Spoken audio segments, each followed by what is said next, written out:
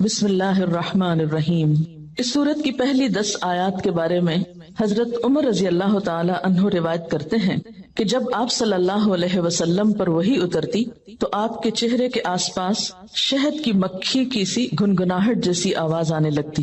ایک دن آپ پر وحی نازل ہوئی تو تھوڑی ہی دیر بعد آپ نے قبلے کی طرف منہ کر کے اور دونوں ہاتھ اٹھا کر دعا کی، اللہم زدنا ولا تنقصنا واکرمنا ولا تہنا واعطنا ولا تحرمنا وآثرنا ولا تؤثر علینا وارض عنا وارضنا۔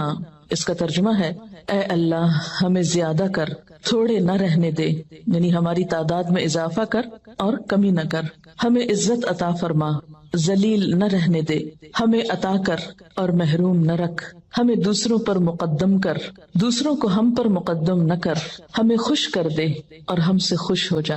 اس دعا کے بعد آپ نے فرمایا، مجھ پر 10 آیات نازل ہوئی ہیں، جو ان پر عمل کرے گا جنت میں داخل ہوگا۔ اور پھر آپ صلی اللہ علیہ وسلم نے قد افلح المؤمنون سے لے کر 10 آیات پڑھی۔ اسے ترمذی نے روایت کیا ہے۔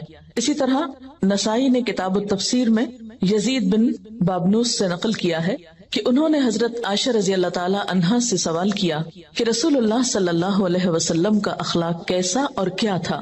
انہوں نے فرمایا، آپ کا خلق یعنی طبعی عادت وہ تھی جو قرآن میں ہے، اور اس کے بعد یہ 10 آیتیں تلاوت کر کے فرمایا، بس یہی خلق اور عادت تھی رسول اللہ کی صلی اللہ علیہ وسلم۔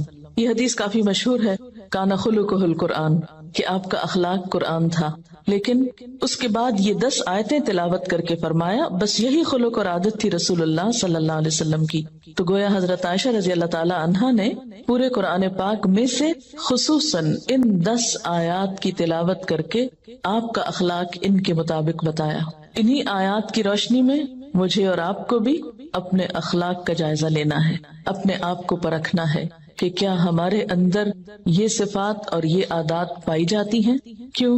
اس لیے کہ قد افلح المؤمنون الذین هم فی صلاتهم خاشعون، یقیناً فلاح پا گئے وہ مومن، اور پھر آگے ان صفات کا ذکر ہے کہ جن کے اندر یہ صفات ہیں وہ فلاح پا گئے۔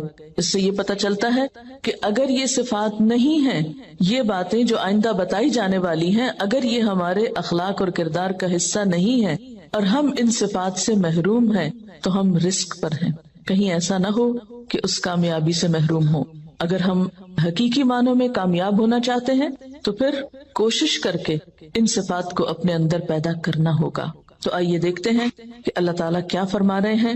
قد افلح المؤمنون، یقیناً فلاح پا گئے مومن۔ فلاح پانے کے لیے سب سے پہلی صفت ایمان۔ ایمان کے بغیر اگرچہ یہ صفات ساری یا کوئی ایک آدھ دن میں سے کسی شخص کے اندر ہو بھی تو اس کو اس سے فائدہ نہ ہوگا۔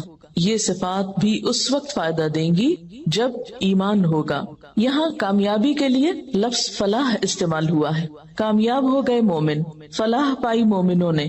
تو فلاح کا لفظ فے لام ہے سے ہے، جس کے 3 معنی ہوتے ہیں۔ نمبر 1 پھاڑنا، نمبر 2 کامیابی، اور نمبر 3 بقا، باقی رہنا۔ فلاح کے معنوں میں جو چیرنا، پھاڑنا، کاٹنا ہے، اسی سے لفظ فلاح بھی نکلا ہے۔ کاشتکار کے لیے لفظ استعمال ہوتا ہے جو زمین کو پھاڑتا ہے، چیرتا ہے، کھیتی کاٹتا ہے اور کامیاب ہوتا ہے۔ پھر اسی طرح دوسرا معنی فلاح کا کامیابی ہے، تو اس کے معنی میں یہ بات آتی ہے جیسے کہ قاموس میں آتا ہے، فلاح کا معنی ہے ہر مراد حاصل ہو اور ہر تکلیف دور ہو۔ یعنی کامیابی کیسی، یا کامیابی کا مفہوم کیا ہے اس میں؟ ہر مراد حاصل ہو، یعنی جو دل چاہے وہ مل جائے، اور ہر تکلیف دور ہو، یعنی جو ناپسندیدہ چیزیں ہیں وہ انسان سے ہٹ جائیں۔ اس قسم کی کامیابی کے لیے یہ لفظ فلاح استعمال ہوتا ہے۔ اور تیسری چیز بقا کے ہے، یعنی اس میں لفظ باقی رہنے کا معنی بھی ہے کہ کامیابی ایسی نہیں جو وقتی ہو۔ مثلا کوئی ایک دن یا ایک گھنٹہ یا ایک لمحہ آپ کا ایسا گزرا کہ جو آپ چاہتے تھے وہ آپ نے کر لیا، اور جو آپ ناپسند کرتے تھے وہ آپ سے دور ہو گیا، اور اگلے ہی لمحے وہ سب مصیبتیں پھر لوٹ آئیں جن کو آپ اپنے سے ہٹانا چاہتے تھے۔ اس فلاح کی طرف یہاں اشارہ ہے جو ہمیشہ کی ہے، جزوی یا وقتی کامیابی نہیں، ہمیشہ کی کامیابی۔ اسلام کی نظر میں مفلح وہ ہوتا ہے جو دنیا میں رہ کر اپنے رب کو راضی کرے اور اس کے بدلے میں آخرت میں اللہ تعالیٰ کی رحمت اور بخشش کا مستحق ہو۔ اس کے ساتھ اگر دنیا بھی مل جائے تو اچھا، اگر دنیا نہ بھی ملے تو جو شخص آخرت کی کامیابی پا گیا وہی دراصل مفلح ہے۔ اس ساری ڈیفینیشن کو سامنے رکھا جائے تو دو تین چیزیں سامنے آتی ہیں۔ نمبر ایک، اس کامیابی کے لیے کوشش ضروری ہے، یعنی پہلا معنی تھا نا اس میں پھاڑنا، چیرنا، کاٹنا، یہ سارے کام مشقت والے، جیسے پیچھے جہاد کی بات تھی تو یہاں پر فلاح کے معنوں میں اسی مشقت کی روح موجود ہے۔ دوسری بات یہ ہے کہ اصل مفلح اور کامیاب وہ ہے جس کی ہر مراد پوری ہو اور ہر تکلیف دور ہو، اور ایسا ہونا دنیا میں ممکن نہیں۔ اس لیے کوئی شخص جو دنیاوی اعتبار سے کامیاب کہلاتا بھی ہے وہ حقیقی معنوں میں کامیاب نہیں۔ تو ہم جب کامیابی کے لیے کوشش کریں تو صرف دنیا کو سامنے رکھ کر نہیں، آخرت کو سامنے رکھ کر باقی رہنے والی یعنی بقا کے معنی بھی مد نظر رہیں۔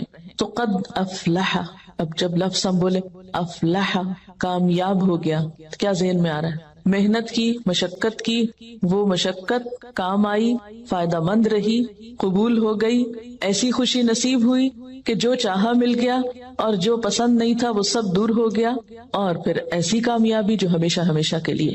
قد افلح، بامراد ہو گیا، اپنی منزل کو پا گیا، ہمیشہ کی خوشیوں کو پا گیا۔ کون؟ المؤمنون، جس میں ایمان کی صفت تھی، ایمان والے۔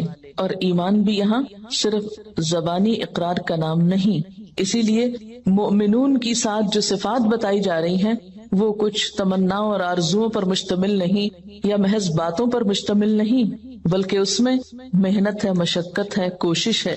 تو پہلی صفت جو بتائی گئی وہ کیا ہے؟ الذین هم فی صلاتهم خاشعون، وہ لوگ کامیاب ہیں جو اپنی نمازوں میں خشوع رکھتے ہیں، خشوع اختیار کرتے ہیں۔ خشوع کا لفظ خ شین عین سے ہے جس کا معنی ہے سکون۔ ایسی نماز جس میں سکون ہو، دل کے اندر بھی اور ظاہری حرکات میں بھی، یعنی دل میں اللہ کا خوف ہو، اللہ ہی کی محبت ہو، اللہ کی طرف دھیان ہو، اور دل کے اندر یہ احساسات اتنے گہرے ہوں کہ انسان کے ظاہری رویے میں بھی نظر آ رہے ہوں، اس کے اعضاء پر بھی ان کا اثر ہو۔ پھر خشوع کا معنی کسی کے آگے جھک جانا، دب جانا، عاجزی اور انکساری کا اظہار کرنا بھی کیا گیا ہے۔ تو گویا خشوع کا لفظ آتے ہی دل میں پہلا خیال کیا آنا چاہیے؟ سکون، ٹھہراؤ، ریلیکس، عاجزی، جھکاؤ۔ اسی لیے ہم دیکھتے ہیں کہ حضرت مجاہد کہتے ہیں کہ نظر اور آواز کو پست رکھنے کا نام خشوع ہے۔ حضرت علی رضی اللہ تعالیٰ عنہ فرماتے ہیں کہ دائیں بائیں التفات یعنی گوشہ چشم سے دیکھنے سے بچنا خشوع ہے، یعنی نماز میں کھڑے ہو کر دائیں بائیں نہیں دیکھنا، ادھر ادھر نہیں دیکھنا، اور آنکھوں کے کناروں سے بھی نہیں دیکھنا۔ جو اس سے بچ جائے گویا وہ خشوع کی حالت میں ہے۔ حضرت عطا فرماتے ہیں کہ بدن کے کسی حصے سے نہ کھیلنا خشوع ہے، یعنی نماز میں بے وجہ کھجانا یا کپڑے ٹھیک کرنا، ہلنا جلنا، آگے پیچھے ہونا، کبھی ٹانگ اٹھانا، کبھی انگلیاں مروڑنا، کبھی کچھ کرنا، کبھی ایک ٹانگ پہ بوجھ ڈال کے کھڑے ہو جانا، یہ سب چیزیں خشوع کے خلاف ہیں۔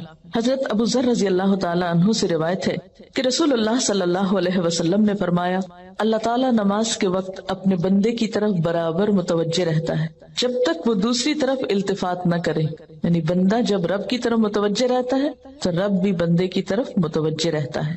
جب وہ دوسری طرف التفات کرتا ہے یعنی گوشہ چشم سے دیکھتا ہے تو اللہ تعالیٰ اس سے رخ پھیر لیتے ہیں، یعنی آپ کا دھیان اگر اللہ کی طرف رہا تو اللہ کی توجہ بھی آپ کی طرف، جو ہی آپ نے ادھر ادھر منہ کیا، توجہ کی، اللہ نے بھی اپنا رخ پھیر لیا۔ نبی کریم صلی اللہ علیہ وسلم نے حضرت انس کو حکم دیا کہ اپنی نگاہ اس جگہ رکھو جس جگہ سجدہ کرتے ہو، اور یہ کہ نماز میں دائیں بائیں التفات نہ کرو، یعنی نماز کو خشوع کیا ہے؟ نگاہیں سجدے کی جگہ ہوں۔ اگر آپ اس عمل میں کامیاب ہو جائیں تو یقین مانے آپ کی نماز میں خشوع آ جائے گا۔ بہت سے لوگ یہ سمجھتے ہیں کہ شاید آنکھیں بند کر کے نماز پڑھنے سے زیادہ خشوع آتا ہے، جو کہ غلط فہمی ہے۔ ایسا کرنا پسندیدہ بھی نہیں، لگتا بہت آسان ہے، کہ کچھ چیز نظر نہ آئے تو ہمارا دھیان زیادہ اللہ کی طرف ہو جائے گا. جو لوگ آنکھیں بند کر کے پڑھتے ہیں وہ آنکھیں کھول کر سجدے کی جگہ دیکھنا شروع کریں. اس میں یہ ہوتا ہے نا کہ جب ہم بچپن سے ایک طریقے پہ نماز پڑھ رہے ہیں, کبھی کسی نے ہمیں ٹوکا نہیں, کیونکہ ہم سب سے زیادہ مائنڈ اس وقت کرتے ہیں جب کوئی ہماری نماز کی اصلاح کرنا چاہے. عام طور پر اگر آپ لوگوں کو کسی بھی چیز سے روکیں تو وہ اتنا نہیں برا مناتے, لیکن اگر نماز کے بارے میں تھوڑی سی بات بھی کر دے تو ہائپر سینسیٹیو ہوتے ہیں, غصہ کرتے ہیں. کیوں کہا؟ مثلا کسی نے اگر دوپٹہ باریک لیا نماز میں تو اسے روکا جائے کہ نہیں یہ ٹھیک نہیں, یا اگر ٹخنے ننگے ہو رہے ہیں اور بتایا گیا, یا یہ کہ نماز کا طریقہ درست نہیں, اگر اس میں کسی نے تھوڑی سی بھی مداخلت کر دی تو ناقابل برداشت. تم ہوتے کون ہو مجھے کچھ کہنے والے؟ اس لیے عموماً لوگ اپنی عزت بچانے کو دوسروں کو چھوڑ دیتے ہیں. ٹھیک ہے جو چاہیں کریں, پھر کیا ہو سکتا ہے جب کسی کو خود پرواہ نہیں, جب کوئی خود اپنی اصلاح نہیں چاہتا تو آپ کیا کر سکتے ہیں کسی کے لیے؟ اور بعض اوقات انڈائریکٹلی 20 بار سمجھانے کے باوجود بھی لوگ اپنا طرز عمل نہیں بدلتے. تو یاد رکھیے کہ جب تک طریقہ درست نہیں ہوگا خشوع نہیں آئے گا. تو خشوع لانے کے لیے نمبر 1 کہ سنت کے مطابق نماز پڑھنے کی کوشش کریں, اور اس میں سجدے کی جگہ پہ دیکھنا شروع کریں. نماز میں حرکت کم کریں. اگر آپ کسی کو خشوع کے ساتھ نماز پڑھتے دیکھیں تو آپ دیکھیں گے آپ کی نماز میں بھی آئے گا, یا آپ کے پاس اگر کوئی کھڑا ہو تو اس سے بھی آپ کو فائدہ ہوگا. لیکن اگر آپ واقعی چاہتے ہیں, کیونکہ اس تدبیر نے مجھے بہت زیادہ فائدہ دیا ہے, آنکھیں بند نہیں کرنی, آنکھیں کھلی رکھنی ہے, لیکن مسلسل سجدے ہی کی جگہ پہ دیکھنا ہے, ادھر ادھر نہیں دیکھنا, اور کم سے کم حرکت, ہلنا نہیں ہے. یہ 2 کام آپ کر لیں تو اندر بھی ٹھہراؤ آئے گا. اسی لیے خشوع کا معنی سب سے پہلے میں نے آپ کو سکون والا بتایا, سکون. اور جو اس طرح نماز پڑھے اس کی نماز کے بعد بھی اس کو ایک خاص سکون نصیب ہوگا. ہم نماز پڑھ کے بے چین اٹھتے ہیں بعض اوقات, کیا پڑھا, کبھی رونے بھی بیٹھ جاتے ہیں, کوئی فائدہ نہیں. یہ رونے دھونے سے کوئی زیادہ فائدہ نہیں ہے, یہ ایک لیم ایکسکیوز ہوتا ہے. رو کے اپنے آپ کو ہم خوش کر لیتے ہیں کہ ہم رو لیے, بس ندامت کے آنسوں نے سب غلطی دھو دی. ٹھیک ہے, اس سے دھل جاتی ہے غلطی, لیکن غلطی کی جب تک اصلاح نہ ہو تو محض رونا فائدہ نہیں دیتا, یا محض ندامت فائدہ نہیں دیتی. تو اس لیے 2 چیزوں پہ خصوصی توجہ کرنی ہے اگر چاہتے ہیں خشوع آئے. تو یہاں پر اللہ تعالیٰ فرماتے ہیں کہ صرف نماز پڑھنا ہی کافی نہیں, بلکہ نماز میں خشوع ضروری ہے. کس کے لیے؟ کامیابی کے لیے. اسی لیے آپ دیکھیے کہ ایسی جگہ پر نماز پڑھنے کو کہا گیا ہے جہاں زیادہ آس پاس موومنٹ نہ ہو.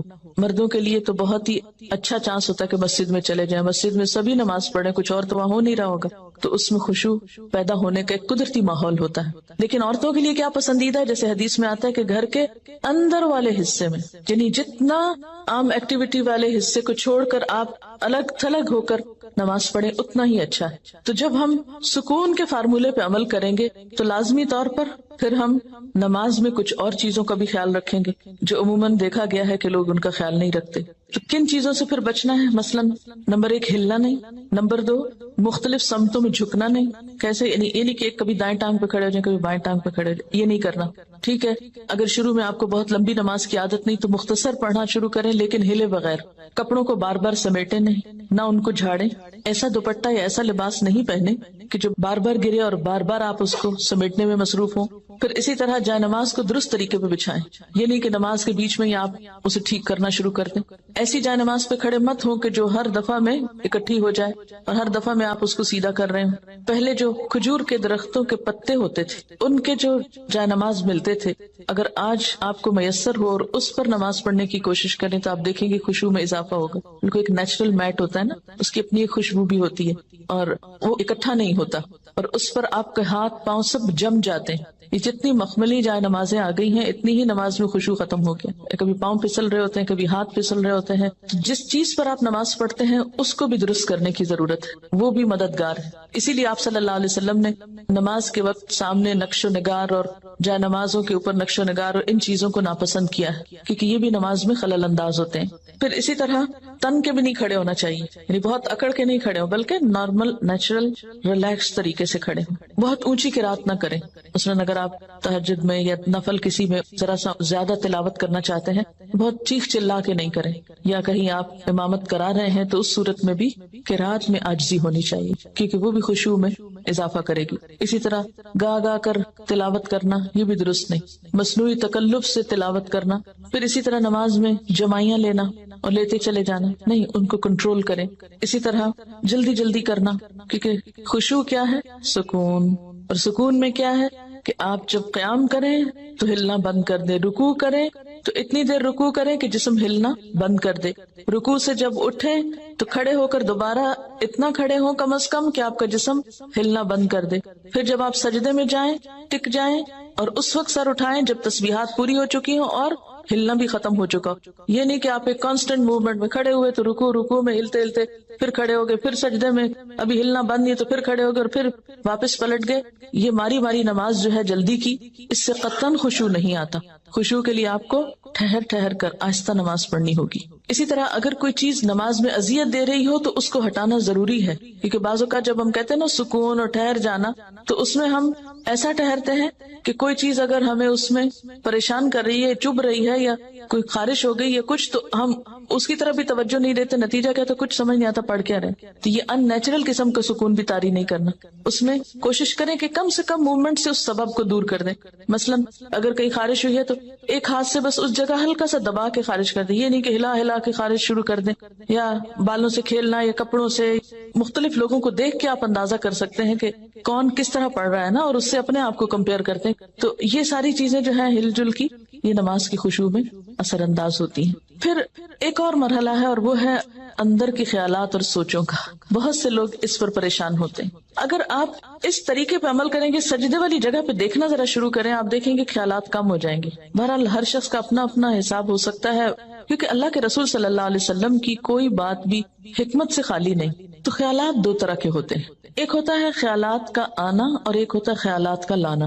آنے والوں کو تو آپ روک نہیں سکتے, پاسبل ہی نہیں. اور ایک ہوتا ہے خود انوائٹ کرنا, کسی کو بلانا, دعوت دینا, اس کو آپ بہرحال کنٹرول کر سکتے ہیں. اب جو بن بلائے آ جاتے ہیں ان کو آپ اگنور کر دیں, کیونکہ ہمارا دماغ ایسی چیز ہے کہ جو کانسٹنٹلی کام کرتا ہے, رکتا نہیں ہے. آپ سو رہے ہوں تب بھی وہ خوابیں دیکھتا رہتا ہے, آپ جاگ رہے ہوں, آپ کسی سے بات کر رہے ہوں, تو ضروری نہیں کہ آپ کی پوری توجہ وہاں ہو.